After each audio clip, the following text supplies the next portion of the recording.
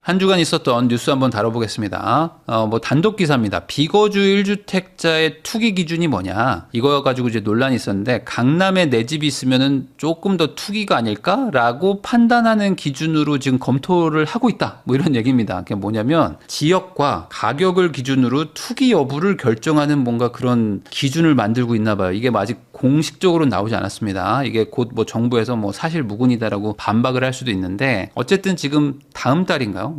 곧 나온다고 했습니다. 1주택 투기의 기준. 그래서 투기면 예를 들어 보유세를 올리든 양도세를 조금 더 올리든 할 거고, 투기가 아니면은 봐주겠죠. 근데 이 투기의 기준이 도대체 뭐냐? 아니, 저는 직장 때문에 잠깐 집을 빌려주고 저도 딴 데 와서 사는 건데요. 라고 말을 하면, 그래? 직장과의 거리가 얼마나 먼데? 이 정도면 출퇴근할 수 있는 거 아니야? 그래서 왜 왔어요? 하면은 투기가 되는 거고, 이 정도면 충분히 힘들 것 같네요. 라고 하면은 이제 투기가 아닌 건데, 모르겠어, 이게. 그러니까 직장과 거리가 30km면 투기인데 31km면은 투기가 아닌 거고 이런 걸까요? 아니면 가격이 19억까지는 투기고 8억부터는 투기가 아니고 이런 걸까? 아니면 지역으로 하는 걸까요? 한강에 가까우면 투기일까요? 근데 모르겠습니다. 어쨌든 이런 것들을 한다고 하는데, 어쨌든 지금 단독 기사로는 고가의 집이 있다거나, 아니면은 어떤 지역 내에 집이 있는데 그 집을 갭 투자로 돌리면서 실거주를 안 하고 다른 데서 전세를 살고 있다 그러면은 당신은 1주택 투기꾼이다 라고 볼 수도 있다라는 겁니다. 투기성 1주택자 판단의 자가 가격 지역 반영을 검토하고 있다. 그래서 이렇게 하면 뭘 할 거냐? DSR, 대출 규제 이런 것들도 같이 섞어서 할 수도 있겠죠. 왜냐면 이제 집을 팔아라. 그러니까 너가 거기 거주하는 게 아니라면 집을 팔아라. 그걸 누구한테 팔아라? 무주택자한테 팔아라라는 게 지금 정부가 가려는 방향인 것 같습니다. 그러니까 당장은 지금 그 동네에 살아야 되는 임차인도 있는데, 너는 왜 당장 살 것도 아닌데 그거를 보유하고 있냐? 그 더 급한 사람한테 줘라 라는 개념인 거죠. 그러면은 그거를 주면 끝이냐 이거예요. 왜냐면 나도 나중에 들어갈 건데, 저는 그럼 나중에 어떻게 해요 하면은, 그건 그때 가서 다시 또 생각을 하자. 왜냐면 그분들도 또 나오면 내가 들어가면 되는 거지 라는 논리인 것 같은데, 모르죠. 그 불확실한 미래에 내 가족을 걸기는 좀 힘드니까. 비거주 1주택 장특공제도 손질하죠. 그러다 보니까 이제 서울에 83만 가구가 있다고 합니다. 이런 분들도 지금 집을 팔아야 될까, 증여를 할까, 이런 것들이 일어나고 있는데, 이제는 이제 다주택이 아니라 1주택자도 이제는 팔아라 말아라 하는 그런 상황이 좀 되고 있어요. 장특공 축소를 예고하고 있죠. 아직은 정해진 건 없다고 하지만 이제 발의가 계속 되고 있고, 이제는 이제 여당에서도 이제 나오고 있기 때문에 사실상 장특공이 축소되는 거죠. 거주만 인정을 하든 뭐가 됐든지 간에 지금보다 세금을 내는 대상자가 늘어나는 거는 사실입니다. 그러다 보니까 이제 장기 보유를 하고 있는 분들이 조금 집을 팔고 있다. 이런 통계들도 나오고 있어요. 근데 이제 이걸 오해하시면 안 되는 게, 10년 넘은 오래 보유했던 분들이 집을 팔고 무주택으로 가는 건 아닙니다. 파시고 다시 또 집을 사시죠. 한번 유주택이셨던 분들이 무주택으로 가는 경우는 저는 좀 거의 드물다고 보고, 정말 그렇게 되시는 분들은 아주 고령에 80대, 90대이신 분들이 그냥 자녀한테 가서 산다거나, 아니면은 요양원에 가시거나 하면서 파시는 거지, 웬만하면은 한번 유주택자이신 분들은 조금 규모를 줄일지언정 무주택으로는 잘 안 가는 경향이 있습니다. 자, 그러다 보니까 이제 비거주 1주택 규제가 도대체 어떻게 될 것이냐에 대해서 사람들이 지금 관심을 많이 갖고 있는데, 가장 걱정인 거는 결국에 우리나라 사람들은 당연히 제일 중요한 게 뭐예요? 자녀 교육이잖아요. 자녀 교육에는 돈을 아끼지 않는 민족인데, 아니 그러면 이러다가 괜히 저 학군지에 전세 월세가 아주 씨가 마르겠는데? 라는 걱정들을 지금 하고 있는 겁니다. 이 장기 보유 숙벌공제랑 상관없이 예전에 임대차 3법이 딱 그 소급 적용되면서 2020년 8월에 소급 적용 딱 하니까 어떻게 됐습니까? 대치동이나 목동, 노원, 중계동 이런 데들에 저 이제 다음 해 내년에 딱 이제 우리 애 학교 들어갈 때 그쪽으로 딱 학군지 가서 학원 다녀야지라고 생각했던 엄마들이 있었을 거 아니에요. 내년에 이사 가야지 했는데, 그 집들이 소급 적용되면서 거기 거주하시던 분들이 다 눌러앉기 시작합니다. 2년을 더 2+2를 썼죠. 그러니까 갑자기 전세 매물이 씨가 말랐어요. 순식간에. 그런데 우리 애는 이제 중학교 들어가고 고등학교 들어간단 말이에요. 아니 우리 애는 지금 학군지를 가야 돼. 학원을 가야 되는데 전세 매물이 50% 70% 줄어버렸어요. 이거 어떻게 합니까? 안 들어갈 수는 없죠. 그래서 전세 시세가 폭등을 한 거를 다 맞춰주고 들어갑니다. 음마아파트가 6개월 만에 5억이 올랐거든요. 전세가 5억에서 10억으로 6개월 만에 2배로 쳤습니다. 매물이 없으니까. 근데 만약에 이런 장특공 규제가 또 나오면 이런 일이 일어나는 거 아니야? 전세가 다 씨가 마르는 거 아니야? 과거에는 계약갱신 청구권을 써가지고 전세가 없었다면은 이번에는 실거주한다고 집주인들이 다 들어가면 어떻게 되는 거지? 월세입자들 빼주고 다 들어가면 어떡하지? 야, 그럼 이제 큰일 나겠는데? 라는 생각들을 지금 하고 있다. 청와대에서 이제 보유세도 좀 올릴 수도 있다 이런 얘기들도 나오고 있나 봐요. 그래서 이제 법을 개정하는 걸로도 이제 세금을 증세할 수 있지만 시행령을 조정하는 그래서 이제 뭐 일종의 이제 할인가액을 적용하는 그런 규정들이 있습니다. 종부세도 있고 한데 요거를 조금 바꾸려나 공정시장 가액 비율 같은 거를 바꿔서 이 종부세를 올리려나라는 것들도 지금 고민을 하고 있는 거라고 얘기도 나오고 있어요. 아마 이런 것들은 이제 선거 끝나고 7월 달에 전반적인 이제 세법 개정안 플러스 부동산 규제책이 또 나올 거라고 봅니다. 거의 뭐 100%가 아닐까 7월 달에는. 그럼 7월에 나오면서 윤곽이 나오겠죠. 돌려받지 못한 보증금 국가가 준다. 전세 사기 피해 지원법이 또 국회에서 통과가 됐습니다. 그래서 전세 사기가 이제 사회적 이슈이긴 한데 이건 뭐냐면 전세 사기가 터져서 보증보험으로도 뭐 해결이 안 되고 어쨌든 이제 피해자 입장에서는 경매로 넘어가도 돈을 이제 못 돌려받는 케이스도 많거든요. 이 법적 권리가 다 없기 때문에. 그러면 우선 국가가 세금으로 먼저 주겠다. 3분의 1 정도를 주고 이거를 이제 나중에 찬찬히 받아보겠다라는 건데 아무래도 이 전세 사기든 뭐 전세 사고든 뭐가 됐든 간에 대부분 구조적 문제로 해결이 안 되는 경우가 많거든요. 그러니까 집값이 올라가서 그거를 회수를 해야 되는데 뭐 지금 뭐 전세 사기가 워낙 심했던 이 오피스텔 빌라 이쪽은 뭐 일부 지역들은 뭐 올라가는 경우도 있지만 대다수는 초토화됐거든요. 그러니까 뭐 매매가가 오르지 않는데 무슨 수로 뭐 피해금을 회복을 하겠습니까? 그래서 이것도 그냥 아마 많이 이제 좀 세금이 좀 들어갈 것 같습니다. 부동산은 재정 당국의 몫인가? 세제 대출 규제만 있고 주택 공급 논의가 없다. 1, 2구 대책이라고 해서 공급 대책이 나왔습니다. 작년에 97 대책 그리고 이번에 1, 2구 대책 두 번의 공급 대책이 나왔지만 지금 뭔가 얘기되는 거 하나도 없어요. 뭐 가장 이슈가 됐던 게 이제 과천 경마장을 어떻게 할 것이냐. 뭐 용산에 어떻게 할 것이냐 이런 얘기들이 있었는데 뭐 지금 뭐 진행되는 내용들이 별로 없죠. 벌써 한 2달이 넘게 지나가고 있는데 딱히 무언가 진행되는 게 없다면 도대체 언제 공급을 할 수 있는가? 이거에 대해서 조금 다들 좀 회의감이 있는 것 같고 어떤 분들은 이제 기대도 안 하는 것 같다는 생각도 듭니다. 그러니까 이제 계속 세금이나 대출 쪽에만 이슈가 좀 몰리고 있어요. 대통령의 X만 바라보는 국토부 부동산 대책만 있지 뭐 정책은 없다. 그러니까 이제 언론들도 좀 비판을 하고 있습니다. 특히 이제 국토부가 공급을 해야 되는데 뭐 국토부도 답답하겠죠. 이제 임대 위주의 공공 공급을 한다고 이제 발표는 했는데 재원 마련도 쉽지 않고 LH는 지금 뭐 적자에 허덕이고 있는데 LH 보고 다 하라고는 해놨는데 LH가 저희 어떻게 하죠? 라고 하면은 딱히 뭔가 방법이 없단 말이에요.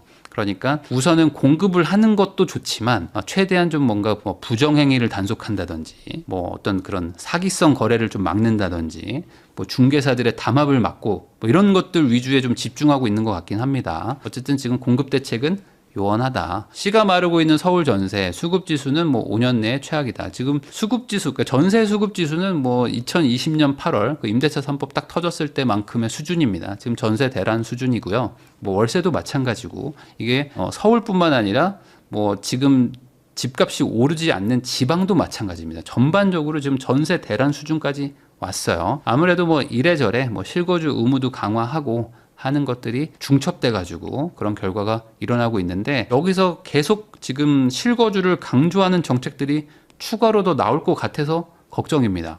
이렇게 되면은 진짜 전월세가 어디까지 없어지는 거지? 라는 걱정이 있는데 이게 어떻게 해결할 건지는 모르겠어요. 씨마른 서울 전세 2021년 임대차법 2+2 개정 이래 가장 심각한 수준이다. 그러니까 제가 방금 말한 대로 그때가 얼마나 심각했습니까? 여러분들 기억나시죠? 2020년, 2021년에 전세 대란이 기억나실 겁니다. 그때 전세가 너무 없어가지고 전세집을 구할 수가 없어가지고 집을 사러 다니시고 막 그랬거든요. 지금도 그러지만 그때만큼 수치다라고 보시면 됩니다. 속 타는 세입자 서울 아파트 전셋값이 평균 7억 정도 지금 최고치를 돌파한다고 합니다. 그러니까 전셋값의 평균이 7억 정도니까 물론 평균은 조금 통계에 착시가 있죠. 아무래도 이제 비싼 동네들의 전세가 같이 또 이제 녹아드는 거기 때문에 무조건 저게 뭐 체감된다라고 말하긴 어렵지만 어쨌든 평균치 자체가 올라간다는 거는 지금 전세가가 많이 올라가고 있다라는 반증이지 않을까라는 생각도 좀 들고요. 매물이 나오면 바로 쏩니다. 수요는 늘고 뭐 물량은 줄고 뭐 이런 얘기들이 지금 전세 시장에서도 일어나고 있고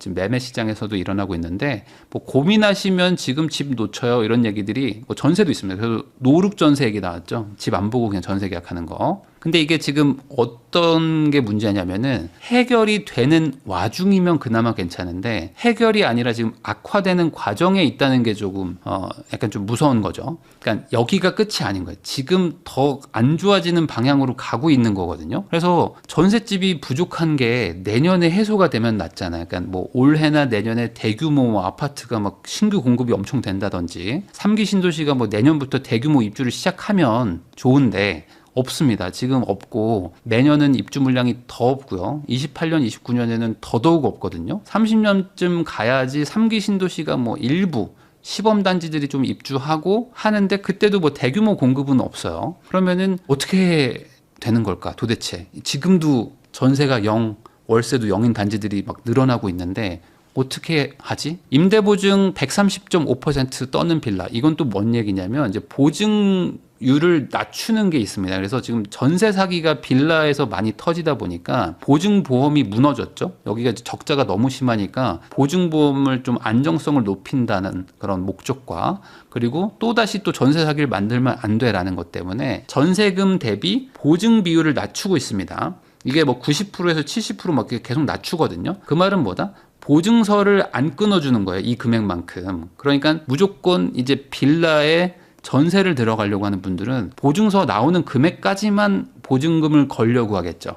그러니까 인위적 반전세화를 한다고 보시면 됩니다. 현재 빌라 집주인들 입장에서는 보증금이 뭐 예를 들어 기존에 2억짜리 전세가 나가면서 시세는 2억인데 보증을 뭐 1억 5천, 1억 4천 이렇게 해주는 겁니다. 그러면은 4, 5천만 원을 이제 빼줘야 되는 거죠. 원래 2억짜리를 2억에 맞추면 보증금을 안 빼줘도 되는데 이 2억짜리를 1억 5천에 뭐 월세 20만 원 뭐 이런 식으로 무조건 반강제로 이제 반전세를 맞춰야 되는 거죠. 그러면 그렇게 5천만 원, 1억 뭐 턱턱 빼줄 수 있는 분들이면 상관이 없는데 빌라를 가지고 뭐 전월세를 주면서 임대업을 하시는 분들은 보통 이제 노인분들이 많고 돈이 없는데 이 없는 돈을 가지고 한번 운영을 해볼까 하시는 경제적으로 그렇게 막 풍족한 분들이 빌라를 많이 가지고 있지는 않을 거 아니에요. 그러니까 이분들 입장에서는 5천, 뭐 3천 이런 것도 엄청 큰 돈이고 또 주택담보대출이 또 막 잘 되는 것도 아니고 금리가 낮은 것도 아니다 보니까 아파트 쪽에서는 뭐 전세 주면 그만이야 이렇게 되지만 빌라는 이게 또 안 돌아가요. 그러니까 여기서 이제 또 무너지는 분들 나오고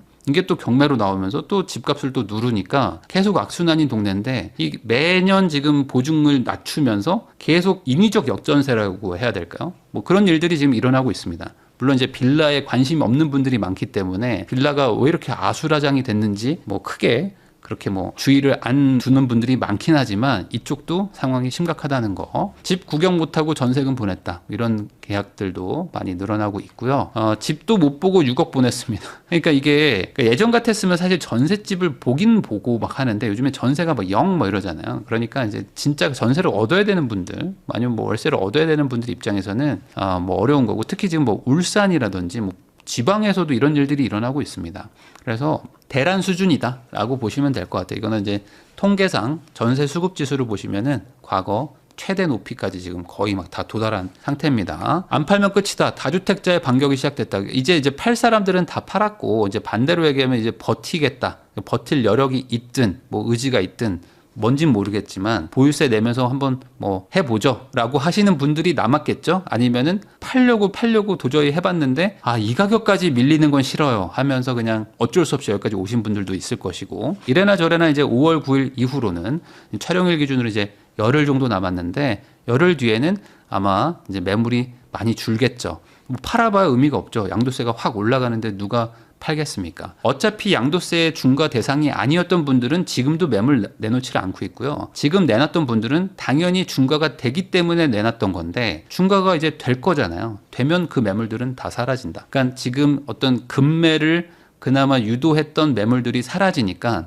더 이상 이제 시장에서 급매는 없어지는 것이고 오히려 안 팔아야지라고 생각하는 분들이 이제 시장에 있는 거죠. 그리고 이제 매수자들도 뭐하러 내가 지금 사? 그 전에도 안 샀는데 하면서 서로 버티기를 할 겁니다.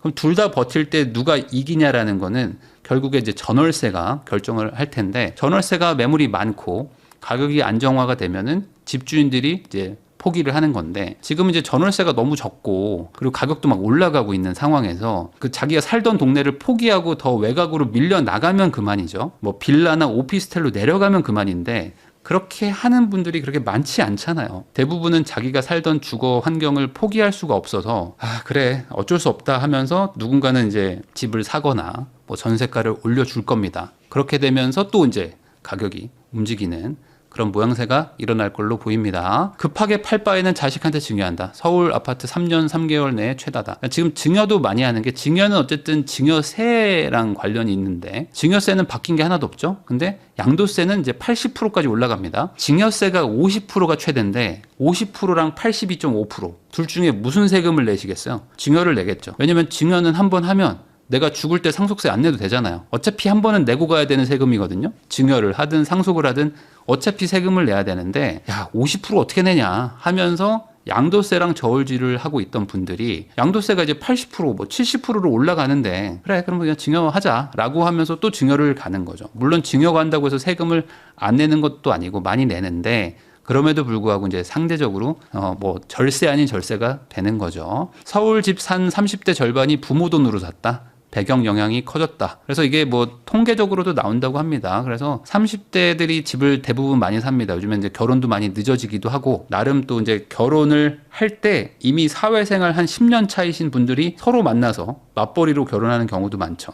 부모님들도 제발 결혼 좀 해라. 내가 너 결혼하면 돈 좀 주려고 다 만들어놨어 하시는 분들도 많단 말이에요. 이제 30대 후반에 결혼하니까. 그래서 이제 양가의 집에 돈을 모아서 또 각자 또 열심히 또 모아놓은 돈들 모으면은 꽤 되는 그런 분들이 많습니다. 그런 분들이 이제 집을 사는데 여기에다가 뭐 이제 뭐 증여도 조금 해주고 뭐 차용증도 써서 빌려주고 하면서 집을 많이 사더라라는 내용이고요. 증여 상속 자금이 절반이래요. 그래서 아무래도 이제 대출이 안 나오는데 어떻게 이렇게 비싼 집을 누가 살까 했을 때 그 집을 누군가 또 가지고 있을 것이고 이 자산을 많이 가지고 있는 세대가 아무래도 뭐 50대, 60대, 70대 분들이 많이 가지고 있겠죠. 그러니까 2030 세대가 돈은 없지만 우리나라가 부자 나라니까 누군가 돈을 가지고 있다면 그 돈을 가지고 있는 사람들이 10대는 아닐 거잖아요. 그럼 당연히 5, 6, 70대들이 자기 자식들한테 돈을 지원을 해 주니까 3040이 집을 살 수 있는 것이고 그래서 대출 규제가 있는 와중에도 집들을 사는 이유는 결국에 부모 도움을 받을 수 있는 그러니까 현금 부자들만 집을 사는 거고 자수성가, 흑수저 고소득자 이런 분들은 집을 사지 못하고 전월세를 살아야 되는데 전월세 매물도 없으니 그러면은 좋은 동네에 살 방법이 마땅치가 않단 말이에요. 그러니까 이게 또 불만이 많아지는 그런 상황입니다. 18억, 16억 분양가에 허탈하다. 청약 통장을 깬다. 지금 서울에 뭐 분양을 하는 동네가 뭐 강남 뭐 이런 데들도 아닌데 작은 평수들도 막 16억, 18억, 뭐 25억 막 이런 식으로 막 분양들을 막 하고 있단 말이에요. 그러면 막 이게 강남의 분양가인가 싶을 정도의 금액대 대출도 안 되는데 근데 완판되고 경쟁률 막 20대 1 되고 막 1000명씩 몰리고 한단 말이에요. 그러면 도대체 이 사람들이 돈이 어디 있는 거야 라고 하는데 아까 말한 대로 누군가들 또 돈을 뭐 모아가지고 사는 거고 그러다 보니까 이제 청약 쪽에서도 현금 부자들 아니고서는 이제 방법이 없는 거예요. 대출이라도 해주면 뭐라도 내가 한번 해볼 텐데 뭐 나중에 청약 당첨되면은 전세를 끼고 잔금을 치를 수 있게 해주면 그래 내가 현금이 좀 부족해도 해볼 텐데 지금은 잔금 치를 때 전세 끼는 것도 안 되죠. 그러니까 이제 진짜 돈 많은 사람만 청약을 해야 되는 거예요. 돈이 없어가지고 청약을 노리던 사람들이 많은데 돈 많은 사람들만 하라니까 그냥 통장을 깨버리는 거죠. 매매가와 전세값이 비슷한 수준이다. 지방 깡통 전세도 위험이 커진다. 그러니까 지방도 뭐 지금 쉽진 않은 게 지방은 집값이 안 올라가는 소도시 그리고 이제 지방의 대도시에도 구축 아파트들이 있습니다. 여기는 집값이 하나도 안 올랐어요. 안 오르는 게 아니라 막 빠지고 막 이런 곳도 많습니다. 근데 거주는 해야 되니까 전세가는 또 스물스물 올라오거든요. 그러니까 갭 차이가 거의 막 없거나 붙어버린 동네도 꽤 많아요. 근데 그렇다고 이쪽에 지금 매수 수요가 들어가냐? 다주택자 규제 다 막아놨기 때문에 어차피 글로 안 갑니다. 그러니까 전세는 높은데 매매가는 낮아요. 그러니까 여기도 언제 뭐 사고가 터지면 터질 수도 있는 거죠. 그러니까 이제 아파트에서는 보통 전세 사기가 안 터지는 이유가 전세가율이 낮아서였는데 지방의 뭐 아주 구축들, 뭐 재건축 가능성 없는 그런 낡은 아파트, 뭐 집값 막 2억 하는데 뭐 아파트가 막 1억 5천, 뭐 8천만 원 이런 아파트들도 많거든요. 이런 데들은 전세가가 막 오버한 곳도 많습니다. 여기는 이제 언제든 그 전세 사기, 뭐 전세 사고가 날 만한 지역들이 또 되는 거죠. 이제 지방은 아파트도 경매 위험도가 높아지고 있다. 지금 이제 전쟁 때문에 뭐 유탄이 터졌다. 이게 그 건설 현장에서도 온다고 합니다. 물론 이제 이건 뭐 자재마다 다르긴 하지만 어쨌든 이제 석유에서 추출하는 화학 물질을 가지고 건설 자재들도 많이 쓰는데 뭐 빠르면 다음 달에도 지금 공급이 부족해가지고 공사장이 스톱을 할 수도 있다. 뭐 이런 것 때문에 지금 국토부가 또 뭐 회의도 하고 대책도 마련한다고 합니다. 그러니까 지금 전반적으로 참 상황이 많이 꼬여 있고 해결책이 보이지 않는다. 지금 공급도 안 되고 물가도 뭐 올라가고 당장 지금 진행도 되는데도 없는데 전세랑 월세는 대란 수준이고 근데 또 실거주는 계속 강조하는 정책들은 계속 대기 중이고 세금은 또 올라간다고 하는데 대출은 받고 그러면은 집을 살 수도 없는데 전세나 월세는 없는 이런 상황에서 지금 소수의 이 정책의 혜택을 받는 분들도 분명히 있겠죠. 이런 분들은 뭐 너무 기분이 좋으려나 모르겠네요. 이분들도 세금 걱정하니까 또 힘들 텐데 대다수의 사람들은 지금 별로 좋지는 않은 상황인 것 같아요. 뭘 할 수 있는 방법이 없다라고 생각들을 하시기 때문에 답답하실 텐데 뭐 지금은 정말 방법이 없는 것 같습니다. 그렇다고 해서 이게 단기간에 해소는 안 될 것 같고 좀 상황을 지켜보면서 그 안에서도 어쨌든 지금은 각자 도생할 수밖에 없다. 지금은 방법이 없습니다. 뭐 대세적으로 뭔가 해결의 그런 실마리가 보이진 않아요. 그럼 내가 내 상황에 맞춰서 어떻게든 뭔가 하는 수밖에 없다. 뭐 이렇게 정리할 수 있을 것 같습니다.